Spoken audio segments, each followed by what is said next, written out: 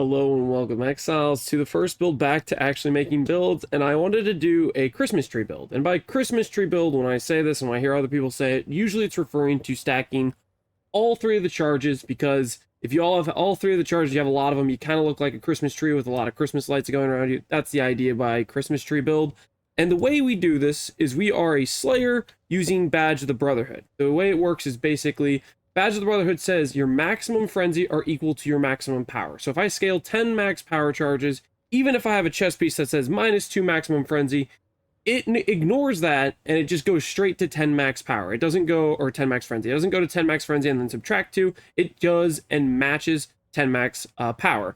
And then the reason for Slayer is Slayer has Masterful Form, which makes our our endurance equal to our maximum frenzy. So it pretty much works kind of like a little transitive property that makes the power our maximum 10, and then we get 10 frenzy and 10 endurance to be all equal in that little chain.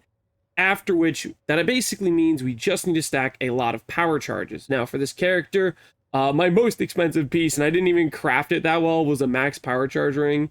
And that alone throws the budget. I think there's actually something legitimate with this build here, because I have a scuffed setup, and last night we were just trying out things, even with our res not capped, because I haven't crafted my shield or my boots properly. I was able to do all the Ubers, so I want to share the build just because I think it turned out pretty well, even though I'm not really like fine-tuning it. Listen, I fine-tuned that RF build to the high heavens. I could take a break and just kind of screw around with a build that's not even really spec'd out properly. It just works, and it's kind of fun. I want to share it. So max power charge here, we duplicate that with Calandra's Touch, so we get 1, 2 charges, 3 charges from our helmet. From our shield we have 4, and then 5, and then from our wand we have another 1. So we have 6 power charges from our gear, we have 6 power charges from our tree, because you get 3 by default, and then the +3 from all the ones all around the tree. And then last but not least, we have a Sublime Vision for another +1. So we're running Discipline, Arctic Armor, and Tempest Shield on this build, and that gives us 13 power charges, which means we have 13 power, 13 frenzy, and 13 endurance. Now, how do we scale damage? When your tree looks like this, you're probably thinking, where the hell is your damage on the tree? Well, we get damage via a Elegant Hubris combined with an Impossible Escape. These nodes have 10% per frenzy, per frenzy, per frenzy, and per power, which ends up giving us 40% times 13. That's a lot of percent damage. And then our belt Oxium gives us 30% elemental damage per power. So we have about 78% increased damage per charge, or per times 13, which that ends up giving us a lot of damage. And then on top of all of that, we have frenzy charges, which 13 times frenzy is a lot of attack speed, a lot of more damage from frenzy charges. We not only fixed our damage that way, but we also get a bunch of crit. There's a node that says 40% increased crit chance per endurance charge. Now, Frenzy ultimately is probably just a meme in comparison to Power Siphon, but I wanted to do Frenzy because of this node and try it out. So I have it here. Funny story is 40% I'm pretty sure is the 2-hand mod, but it can occur on one-handed wands for some reason. I don't need this. I am way over crit cap. I have 25% per charge, 40% per charge, and then 50% per power charge. So I have 115% increased crit chance times 13, and then I have a wand that has a base crit chance of 9. I'm way over my crit I need anyway, so it could be the 25%, we'd still be crit capped, but it's just a little bit funny that the 2-hand mod can roll. I think that's just like some little oversight that happened where you can roll both the 2-hand 40% per crit per endurance or the 25%. But anyways, we cap our crit. Our wand is, it's okay-ish. Basically what happened is I was doing the tree on Crucible and I got burnt out. I spent like over 100 divines to make a 4-mod tree. From my experience, it should never be this much unless you get extremely unlucky. I've made probably close to, I want to say 8 or 9 full 5-mod Crucible trees, and most of them I've been able to do in less than 20 to 30 divines. Granted, imprints have gone up throughout the league, but this one, doing 100 divines deep and only having 4 mods, it burnt me out. And then I was so burnt out from the Crucible tree, I didn't even want to craft the wand that much. So I got a pretty subtle wand is what I ended up crafting, and I just said, you know what, screw it, I'm walking away. But that's our wand. And then on top of all these charges, we also get from Replica Restless Ward. It has a big downside of minus max endurance, minus max frenzy, but since all of these are being set to the same as our power charge, that downside doesn't exist, and we only get the upside, which is we get a bunch of movement speed, about 80% movement speed from our frenzy charges, And then we get a bunch of regen. Almost 2,000 regen per second is what we have on our character, which works really well with Calm Spirit for permanent high uptime of Berserk.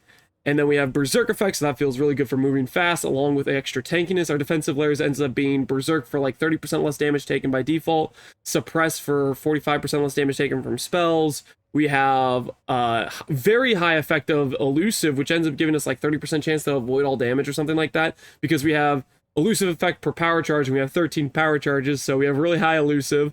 On top of all of that, we have 10% damage reduction from the Slayer node here, along with Overleech, which gives us a nice sustain, and then we have a bunch of basically life on hit for every attack we hit with an enemy, and we hit a lot. We have Vengeance Cascade, and we're doing, I don't know how many attacks we do per second, but we're like a machine gun with this character. And then on top of all of that, if I took the time to actually craft a good shield, like I was going for Suppress, I hit Elemental Avoid, and I was like, I don't want to roll over that, but quite frankly, the best play for me, I already have Arctic Armor and Tempest Shield in the build, so I already am immune to freeze, already immune to shock. The only, in my opinion, the only ailments you really need immunity to are chill, shock, and freeze, and I will die on that hill. I think people that think you need immunity to scorch, immunity to brittle, immunity to sap, or immunity to ignite, I think those things are quite frankly unnecessary. And even if we were worried about ignite, we could always go the Pantheon for ignite. I'm going for the Pantheon for poison because I think poison's more dangerous than ignite, especially when you have good sustain based on our Overleech from Slayer, all the life gain on hit, and then ultimately I could go for a Watcher's Eye that had like spell block and ES on hit, so I'd have good sustain on my ES pool as well.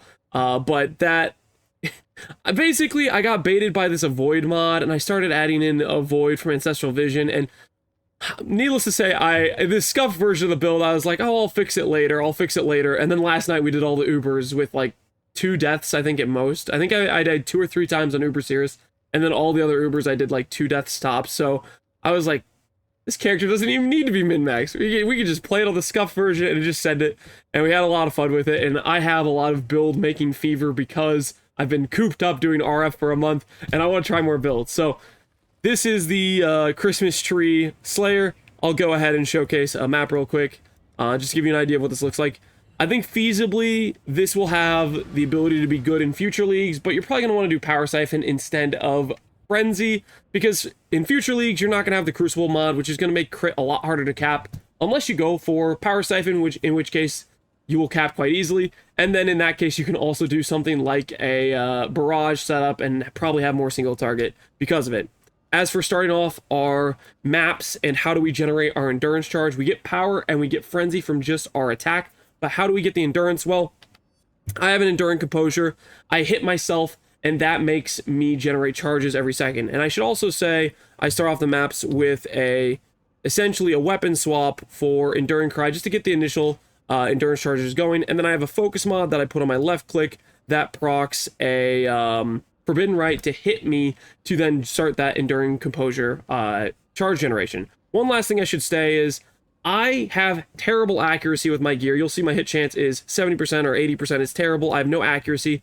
All I have to fix that is I have a taunt on hit jewel, and then I have Worthy Foe, which Worthy Foe collectively was like 40 chaos. It gives me basically 100% chance to hit once I've taunted them, and then on top of that, Worthy Foe makes enemies take 20% increased damage, so it's actually a huge damage modifier, and it's worked out quite well. So let's give you a showcase of what this looks like in a map. I start off with an Enduring Cry, that gives me 10 endurance charges, and then I just get straight into mapping. And Berserk, we have really high uptime, you just proc it right away, and it will last a good amount of time, and then we end up with a character that just kind of runs around really, really fast, and I don't know, it's just pretty chill to play. I've been playing RF for so long, it's weird to have a character that moves around and runs this fast, can shoot enemies from long distance.